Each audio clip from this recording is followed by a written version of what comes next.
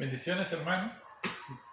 Aquí nuevamente, 8 días después, con ustedes en el espíritu, en el amor. Quiero decirles que me hacen mucha falta, tú, Esteban, me hace mucha falta, doña Aida, Charles, Vanessa, la pequeñita Sofía, me hace mucha falta, tan especial que es ella. El mismo Ethan, no sé si está viendo estas enseñanzas, pero quiero que sepas, si no, doña Aida, que le pase el mensaje, me hace mucha falta. Alexandra, Hugo, Sadie. Y yo sé que a mi esposa le hace falta todo el montón de amigas que están en el grupo de la célula esta. Sí. Espero que la estén oyendo. Me preocupa porque no oigo muchos comentarios, casi siempre son los mismos, y me gustaría ver más comentarios con relación a lo que se enseña.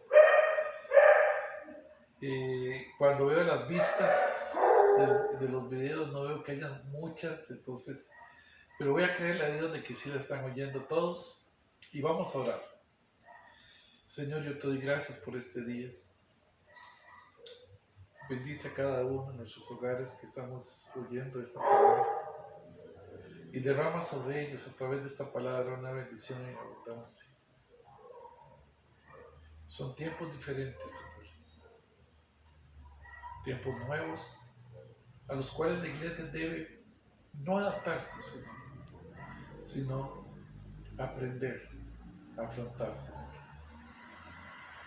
Porque independientemente que los tiempos cambien, que las situaciones cambien, tú eres el mismo ayer, hoy y siempre.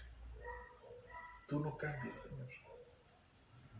No importa los sucesos que acontezcan en nuestra vida o en la vida de todo el mundo, Señor, tú nunca cambias.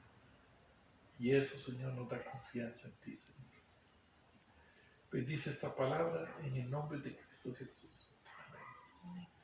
Bueno, estuvimos viendo los últimos versículos de capítulo 3 y vimos una parte de una sección de eso que son 6 cosas por las cuales Dios juzgará al hombre.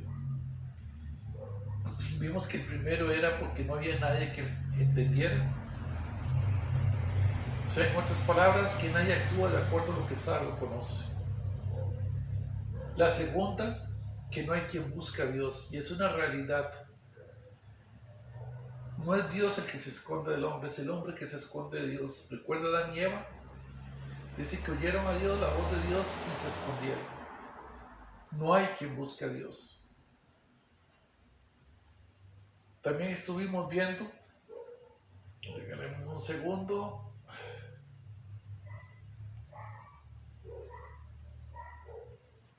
que otra razón es que todos se desviaron. Dios dio la revelación al hombre, pero todos se desviaron de esa revelación inicial. El quinto punto es que aún, dice la palabra de Dios, se hicieron inútiles. O sea, recuerde que dijimos que ese término inútil es de fruta podrida. O sea, todos nos podrimos en nuestro pecado. Y sé que son palabras duras, pero eso ha sucedido con el hombre. Y el sexto punto es que no hay quien haga lo bueno, ni siquiera uno. Yo no sé, hermano, pero si tú piensas que tú haces lo bueno, la palabra de Dios dice que no hay quien lo haga. Cuando yo le pregunto a una persona por qué cree que Dios deba dejarle entrar al cielo, dice, muchas veces, la mayoría de las respuestas es porque creo que no he hecho mal a nadie. Trato de ayudar a los demás, trato de ser bueno. Pero quiero decirte eso, hermano, sin Cristo, tú no puedes hacer lo bueno. Y si tú crees que darle al prójimo comida para que coma es hacer lo bueno, debes entender que eso no es hacer lo bueno. Esos son solo obras. Hacer lo bueno es hacer la voluntad de Dios para nuestras vidas. Obviamente, sabemos que bendecir a otros es la voluntad de Dios. Pero cuando lo hacemos, no por hacer la voluntad de Dios, sino por querer hacer lo bueno por nosotros mismos, eso no es hacer lo bueno. Por eso dice la palabra de Dios, no hay quien haga lo bueno, ni siquiera uno. Luego vimos los puntos del diagnóstico. 8 puntos del diagnóstico que hace Dios al hombre. El primer punto que hace es que dice que somos sepulcro abierto. Nuestra garganta es un sepulcro abierto. Que con nuestra lengua engañamos. Veneno de víboras hay debajo de nuestros labios. Sé que son palabras duras. Ahí decía Vanesita que qué duro, pero que es cierto. Pero la primera declaración, el primer diagnóstico es ese: somos sepulcros abiertos en nuestra garganta.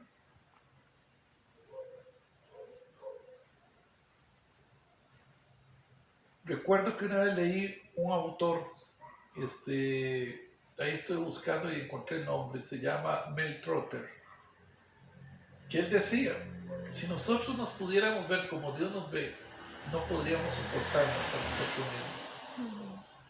Qué tremendo cuando yo leí esta frase de él. Si nosotros nos pudiéramos ver como Dios nos ve, no podríamos soportarnos a nosotros mismos. Luego dice el segundo punto del diagnóstico, que con nuestra lengua engañamos, con su lengua engaña. Tenemos un problema y es que con nuestra lengua causamos dolor. Somos rápidos para hablar mal de las personas. Somos rápidos para quebrantar el secreto de nuestros amigos.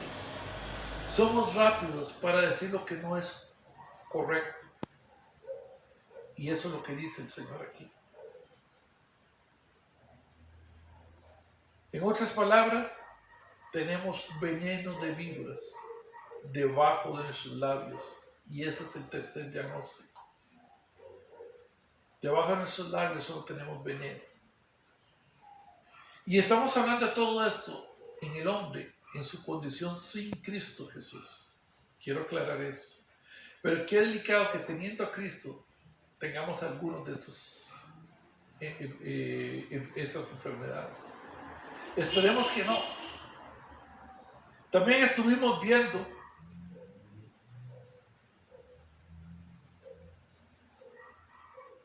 que dice como cuarto punto, cuarto diagnóstico, en el versículo 14 del capítulo 3, que dice, su boca está llena de maldición y de amargura. Y aquí dice que solamente maldiciones salen de nuestra boca, engaños y mentiras. Y esto es terrible, hermanos, pero es la situación que tenemos en el hombre hoy en día. Somos propensos a maldecir. El quinto punto que vimos también en el versículo 15 de este capítulo es: sus pies se apresuran para derramar sangre. Somos agresivos, somos violentos. Vemos en las calles cómo personas se levantan y le pegan un tiro a otros. Nuestros pies corren para derramar sangre, para producir violencia. Las mujeres agredidas en los hogares. Nuevamente, la condición del hombre sin Cristo Jesús. El sexto punto, en el versículo 16, dice: destrucción y miseria hay en sus caminos. Y aquí vamos a continuar a partir de aquí. Este es el sexto punto del diagnóstico de Dios. Dice que el ser humano solo deja desolación en su camino y sufrimiento. Recuerda cuando leímos Isaías, el capítulo de Isaías, eso es lo que dice: solo hay destrucción en nuestras vidas. Por eso han habido 2 guerras mundiales, y yo digo 3 con las guerras del Golfo porque involucró casi a todo el mundo. Y por eso el hombre encontramos en Estados Unidos un negro que es muerto por un policía. Porque solo dejamos sin Cristo destrucción y miseria, y eso es lo que se está enfrentando el mundo. El séptimo punto lo encontramos en el versículo 17 de este capítulo 3, que dice, y no conocieron camino de paz. Nuevamente solo tenemos que ver el mundo, no hay paz, hermanos. Por largo tiempo ha venido hablando de paz. Incluso se creó un premio Nobel, el premio Nobel de la paz, buscando incentivar a personas en todo el mundo a que logren la paz en los conflictos de los diferentes países. Pero no. El hombre sin Cristo no conoce el camino de la paz. Y en el versículo 18 vemos el octavo punto de este diagnóstico del Señor. No hay temor de Dios delante de sus ojos. Yo he oído muchos predicadores tratando de explicar el temor a Jehová. Y nunca he entendido por qué se complican tanto. Proverbios dice que el principio de la sabiduría es el temor de Dios. Pero más adelante, creo que por ahí el capítulo 4 dice, el temor de Dios es aborrecer el mal. Entonces no nos compliquemos. El temor a Dios no es miedo a Dios.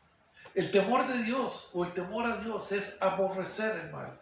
Y el pecado es parte de ese mal. ¿Por qué no superamos nuestro pecado? Porque no lo aborrecemos. No hemos aprendido a agarrarle aberración al pecado. Y ese es el principio del temor de Dios. Si tú no aborreces el pecado, si tú no aborreces el mal, el temor de Dios no está delante de tus ojos.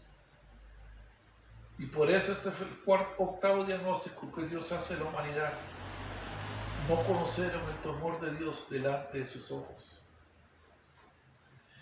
Y hay otro tipo de temor que me gustaría mencionar, y es el temor reverente, el respeto a Dios. Y lo hemos perdido, hermanos, y lo hemos perdido en la misma iglesia.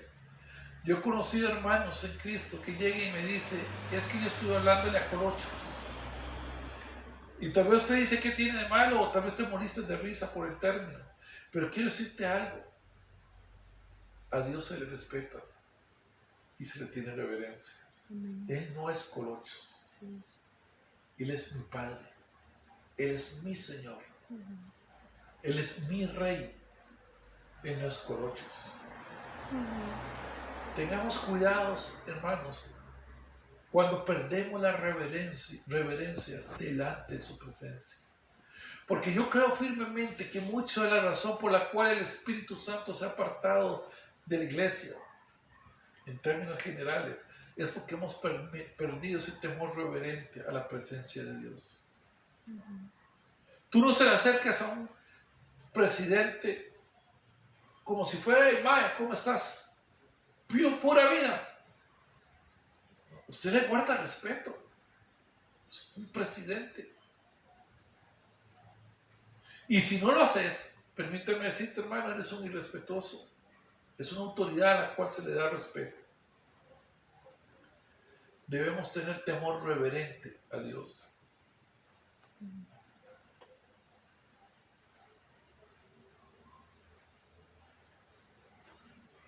Llegamos ahora a la última declaración que Pablo pronuncia sobre el tema del pecado en este capítulo. Todavía existen los que dicen, tenemos la ley y vamos a guardar la ley. Nosotros obedeceremos. Todavía hay quienes piensan que pueden cumplir la ley. Pero Pablo dice en el versículo 19 del capítulo 3, pero sabemos que todo lo que la ley dice, lo dice a los que están bajo la ley, para que toda boca se cierre y todo el mundo quede bajo el juicio de Dios. El punto es así, hermanos, y tenemos que entender. El ser humano no puede alcanzar la justicia de Dios por medio de la ley de Moisés. Es como si la humanidad quiere aferrarse a la ley de Dios, a la ley de Moisés, como si fuera un salvavidas que se está ahogando.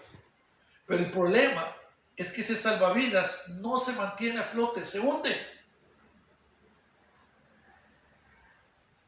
Y nos ahogaremos con él. Aferrarse a la ley o al legalismo es como lanzarse de un avión sin paracaídas.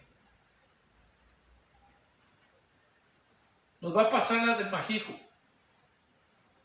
¿Se acuerdan el chiste? Dice así el chiste. Habían 3 en un avión y solo dos paracaídas. Y se lanza uno y abre paracaídas. Se lanza el otro y abre paracaídas. Pero se lanza el tercero, que era el Majijo, y solo dijo Diojico, Diojico. Y dice que cayó de hocico.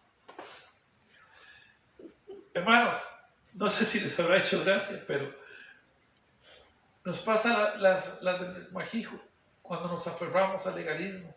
Y hoy encontramos una iglesia de Cristo que quiere aferrarse a legalismos. Tal vez ya no los legalismos estrictos de la ley mosaica, pero tenemos otros legalismos. No bailar, no tomar, no fumar. Y vivimos una vida de acuerdo a esos legalismos. Y Dios no quiere una vida de acuerdo a esos legalismos. Él quiere una vida de relación tuya con Dios, mía con Dios. Amén. Cuando nos aferramos a la ley, nos estamos poniendo bajo el juicio de Dios, porque no podremos cumplirla. Y si no cumplimos la ley, viene el juicio. Por eso Cristo vino y cumplió la ley, para que el juicio de Dios cayera sobre Él, y no sobre mí, y no sobre ti. Eso es lo que dice Pablo. Y viene Pablo con el versículo 20, donde dice: porque las obras de la ley, ningún ser humano, porque por las obras de la ley, ningún ser humano será justificado delante de él, ya que por medio de la ley es el conocimiento del pecado. Pero vea que claro dice él: ningún ser humano será justificado. Si tú crees que puedes cumplir la ley, arriésgate. Aquí me dice la Biblia que nadie lo va a lograr. Yo no voy a correr el riesgo. Prefiero tomar el sacrificio de Cristo.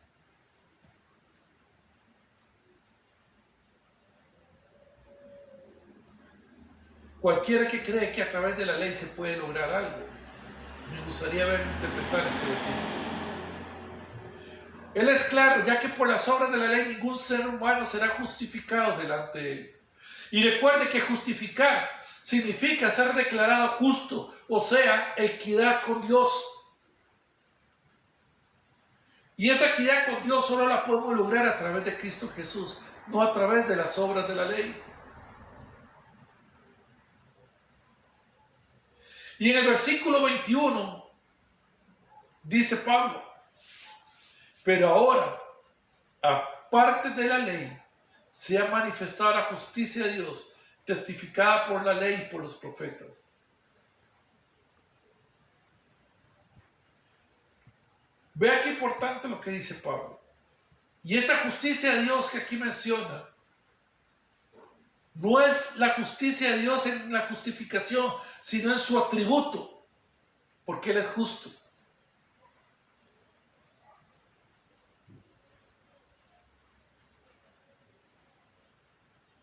Lo que Él dice es que a través o aparte de la ley, Él manifestó su justicia a través de Cristo Jesús. Y lo vemos más adelante, vas a ver. Él manifestó la justicia de Dios a través de Cristo Jesús. Por eso dice la palabra de Dios: al que no conoció pecado, por nosotros se hizo pecado, para que nosotros fuésemos hechos justicia de Dios en Él.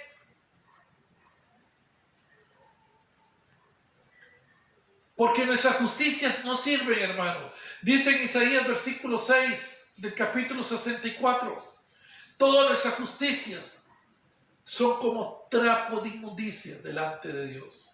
Entonces, ¿de qué me sirven mis justicias? Pero en Corintios capítulo 1 versículo 30 en la primera carta a Corintios, capítulo 1, versículo 30, dice: pero por él estáis vosotros en Cristo Jesús, el cual nos ha sido hecho por Dios sabiduría, justificación, santificación y redención. Y en la segunda carta de Corintios, lo que acabo de decirles de memoria: al que no conoció pecado, por nosotros lo hizo pecado, para que nosotros fuésemos hecho justicia de Dios en él. Esta es la solución, esta es la sanidad, esta es la medicina para la situación del hombre. Es Dios el que provee la justicia a través de Cristo Jesús, no es la ley, es lo que está diciendo Pablo. Es una justicia aparte de la ley, no es una justicia por la ley. Por eso dice Pablo en este versículo: aparte de la ley proveyó justicia. No es en la ley, sino es aparte de la ley. Cuando dice que fue testificada por la ley y por los profetas, es que eso es el propósito de la ley y de los profetas: revelarnos nuestra incapacidad de cumplirla, para que necesitemos a la justicia de Dios que es en Cristo Jesús. En Isaías 53, 6 y 10 dice: todos nosotros nos descarriamos como ovejas, cada cual se apartó por su camino, mas el Señor cargó en él el pecado de todos nosotros. El Señor quiso quebrantarlo, sujetándole al padecimiento. Cuando haya puesto su vida por expresión del pecado, verá descendencia, vivirá por largos días, y la voluntad del Señor será en su mano prosperada. Eso es lo que dice. Eso es lo que testifica la ley y los profetas.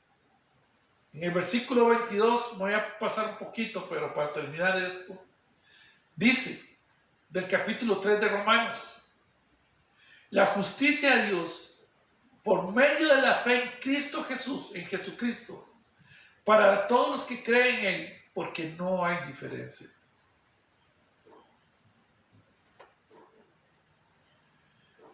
Muchos creemos que la gracia de Dios tiene que ascender en gran medida para alcanzar a los peores pecadores, pero en menor medida para llegar a los que no somos tan malos. Pero eso no es real.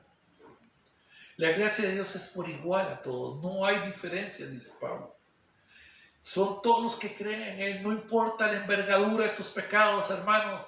Dice la palabra de Dios que la justicia de Dios la tendremos en Cristo Jesús, para todos los que creamos en él, sin diferencia. No importa si es un asesino, un violador, o una persona que sencillamente fuma, o alguien que no hace nada malo, pero no conoce a Dios. La justicia de Dios es igual para todos. Todos la necesitamos igual, en la misma medida.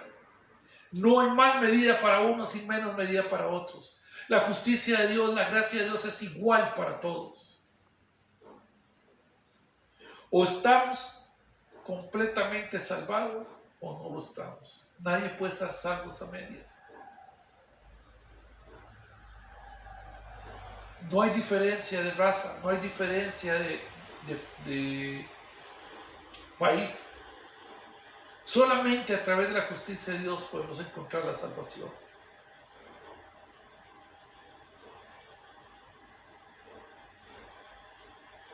Y vamos a leer el 23, pero junto con este mismo versículo 22, culminando esta parte del estudio. Y dice, repitiendo el 22 y terminando en el 23, para entender el contexto de esta declaración tan poderosa que Dios nos ha dado. Dice así la palabra de Dios: la justicia de Dios por medio de la fe en Jesucristo, para todos los que creen en él, porque no hay diferencia, por cuanto todos pecaron y están destituidos de la gloria de Dios. Otra traducción que encontré dice de esta forma: Dios, por medio de nuestro Señor Jesucristo, declara justo a todos los que creen, pues no hay diferencia, porque como todos han pecado están destituidos y lejos de la presencia gloriosa de Dios. En otras palabras, hermanos, todo el mundo ha pecado y todo el mundo está destituido de la gloria de Dios. Si tú no tienes a Cristo en tu vida, si Él no es el que gobierna tu corazón, tienes problemas, hermanos. Tengo problemas. Debemos recurrir a la justicia de Dios que es en Cristo Jesús a través de la fe en Él. Aquí terminamos, pero quiero decirles a cada uno de ustedes, hermanos, mediten. ¿Dónde está tu corazón hoy? ¿Cristo lo gobierna? Si no puedes decir un sí con certeza, es momento de hacer un alto en tu camino y recibir al Señor en tu vida, en tu corazón. Solo tienes que orar y decírselo. No necesitas que nadie te guíe. Solo tú en tu cuarto, ahí en donde estás en lo secreto delante de Dios, decirle: Señor, perdóname. Entra a mi vida. Quiero entregarte mi corazón. Y ese será el inicio de una nueva vida para ti. Oremos. Señor, yo te doy gracias por esta palabra. Oh Señor, permite, Señor, que esta gracia que tú nos has dado, podamos aferrarnos a Él y no soltarla nunca, Señor. Gracias te damos, Señor, por el privilegio de conocerte. Bendice a cada uno de mis hermanos y a aquellos que necesitan de ti. Oh Señor, que tu Santo Espíritu toque sus corazones, transforme sus vidas y que puedan hoy hacer esa declaración de fe, recibiéndote a ti en sus corazones, en el nombre de Jesús. Amén. Que el Señor me les bendiga, hermanos. Bye.